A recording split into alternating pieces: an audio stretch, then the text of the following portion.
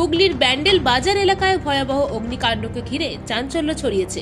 জানা গেছে, আবগারি দপ্তরের বাজেয়াপ্ত করে রাখা একাধিক গাড়িতে হঠাৎ আগুন লাগে।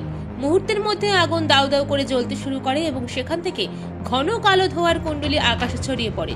ঘটনাস্থলে পাশাপাশি আরও বেশ কিছু বাজেয়াপ্ত গাড়ি থাকায় আগুন ছড়িয়ে পড়ার আশঙ্কা তৈরি হয়েছে। আগুন ক্রমশ ভয়াবহ আকার নেওয়ার স্থানীয় বাসিন্দাদের মধ্যে আতঙ্ক ছড়ায়। অভিযোগ, ঘটনায় প্রায় 1.5 ঘন্টা পেরিয়ে গেলেও দমকলের কোনো ইঞ্জিন ঘটনাস্থলে পৌঁছায়নি।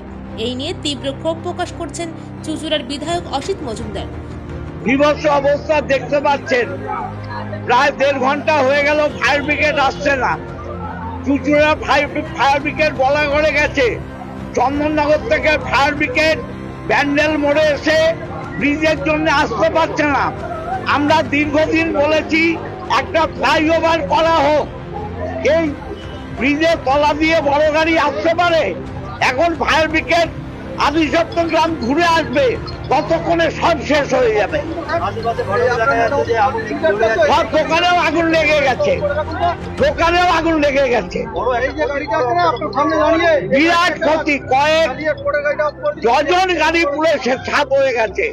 দোকানে আগুন ধরে নিলে আর কিচ্ছু থাকবে না।